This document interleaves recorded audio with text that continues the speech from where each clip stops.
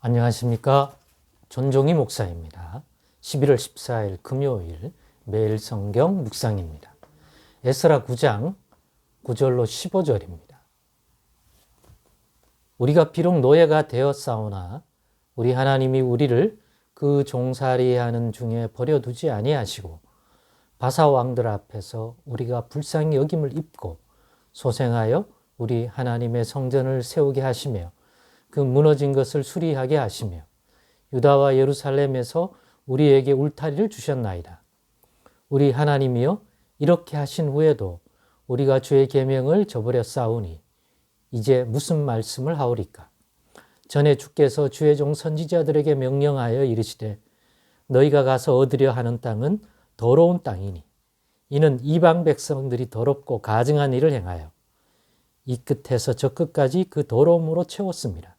그런즉 너희 여자들을 그들의 아들들에게 주지 말고 그들의 딸들을 너희 아들들을 위하여 데려오지 말며 그들을 위하여 평화와 행복을 영원히 구하지 말라.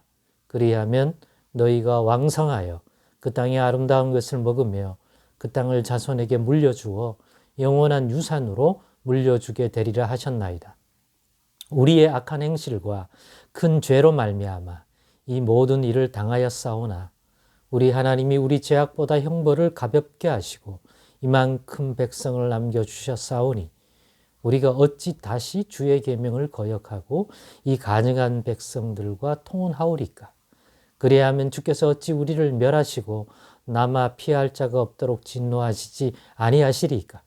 이스라엘의 하나님 여호와여 주는 의로우시니 우리가 남아 피한 것이 오늘날과 같사옵거늘 도리어 주께 범죄하였사오니 이로 말미암아 주 앞에 한 사람도 감히 서지 못하겠나이다 하니라. 아멘. 네, 오늘은 하나님 앞에 어떤 죄를 범했는지도 분별하는 자가 되자. 하나님 앞에 어떤 죄를 범했는지도 분별하는 자가 되자라는 제목으로 묵상 나눔을 갖겠습니다.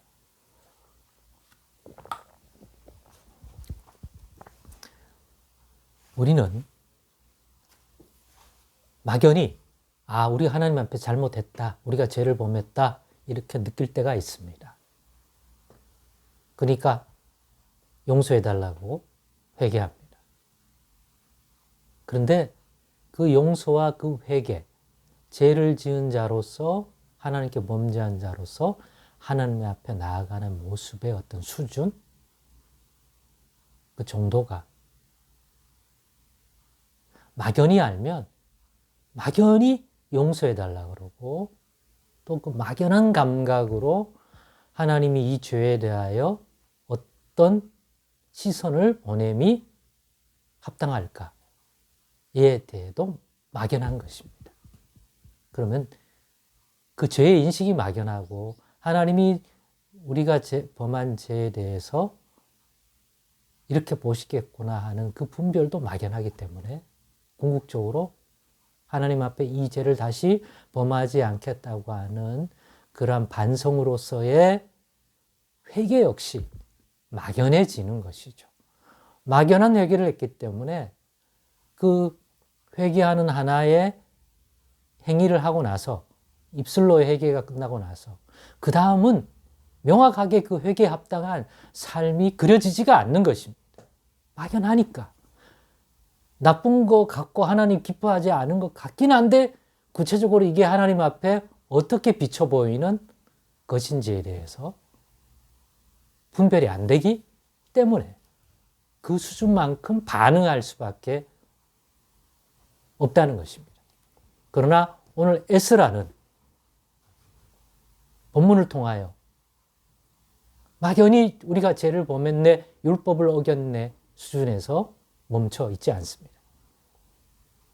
자신들이 범한 죄, 정확히 얘기하면 에스라가 범한 죄라기보다는 에스라가 이끌고 에스라와 함께 있는 하나님의 백성들, 특별히 바벨론 포로민으로 고국을 떠났다가 다시 돌아오게 한 예루살렘으로 돌아오게 하고 하나님이 모든 것을 회복하고 다시 그 땅에서 약속하신 복과 생명을 하나님의 백성으로서 언약대로 누리게 할 그런 회복의 손길을 받고 돌아온 이 백성이 범한 죄, 그 백성이 와서 구체적으로 어떤 죄를 범했느냐?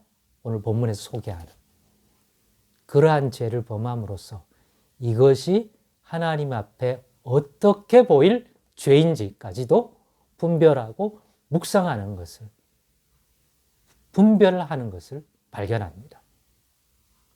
그랬기 때문에 오늘과 다음 본문에 이어지는 그러한 수준의 회개를 하게 되는 거죠. 왜? 어떤 하나님이 보실 때 어떤 유의 죄를 범했는지를 분별했기 때문에. 그렇다면 하나님이 어떻게 보실까라고 생각했을 때 그런 하나님께 다시 긍휼을 원하고 자비를 원한다면 어떠한 회개의 모습으로 나가야 되는지에 대해서도 생각할 수 있게 되죠. 구체적으로. 그래서 그런 것들이 이어지는 것을 봅니다. 만일 막연하게 죄를 범했어, 그래 율법을 어겼어 라고 하면 회개의 모습도 그 수준에 머무를 가능성이 많습니다. 하나님이 과연 이 죄를 어떻게 여기실까? 하나님이 바라보실 때 이 죄는 어떤 죄인지에 대한 분별이 안 되면 하나님이 받으시길 원하는, 즉 받고 용서해주고 긍휼을 베풀 그런 회개의 수준까지 못 갈 수 있다는 거죠. 그래서 중요하다는 거죠. 오늘 이 본문의 에스라가 고국으로 돌아온 바벨론 포로민 생활에서 돌아온 이 백성이 저지른 이 죄는 단순히 율법의 어떤 항목 하나하나를 범했다 수준에서의 분별이 아니라 결국 이거는 배은망덕한 죄다. 어떤 은혜를 받았죠? 바벨론 포로민으로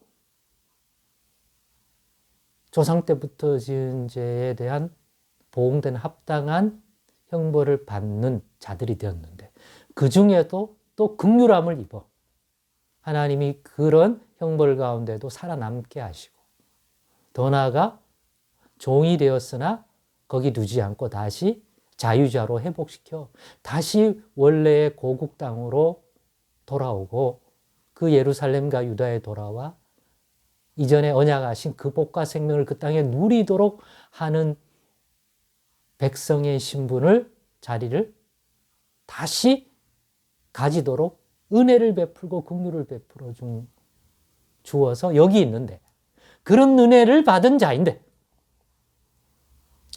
지금 이런 오늘 본문에 소개가 오고 있는 이런 류의 삶을 살고 있다?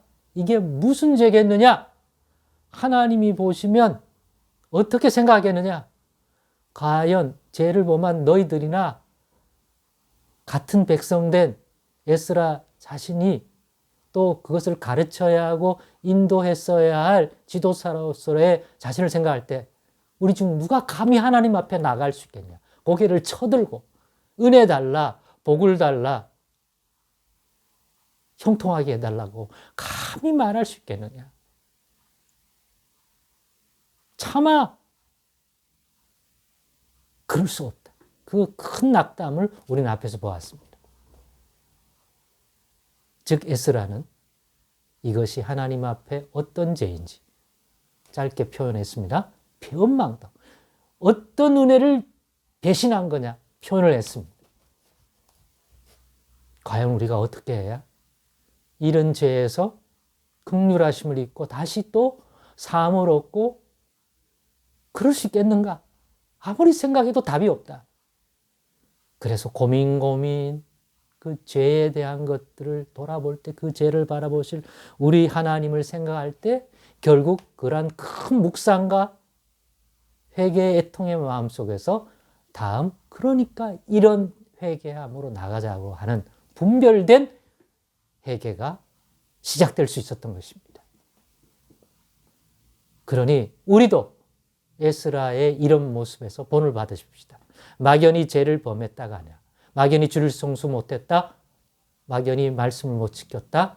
수준만 하지 말고 그런 죄를 범했을 때 하나님이 우리를 어떻게 보실까? 단순히 규례 어떤 걸 범했다가 아니라 어떤 은혜를 입은 자로서 다시 그런 범죄를 했느냐는 또 다르잖아요. 여기까지 잘 묵상하고 분별하는 자 되십시다. 왜냐? 그래야 하나님이 받으실 만한 그 죄를 용서해 줄 만한 다시 긍휼을 베풀 만한 그런 최소한에 합당한 회개함과 반성과의 통합으로 나갈 수 있기 때문입니다. 과연 여러분은 이런 죄에 대한 하나님 앞에 어떤 유의 죄를 범했는지 분별하며 사십니까? 이번 기회에 우리도 에스라의 본을 받아 그런 데까지 자라나 하나님이 받으시기에 합당한 죄의 용서와 회개함으로 나아갈 줄 아는 보다 성숙한 자가 되십시다. 기도하겠습니다.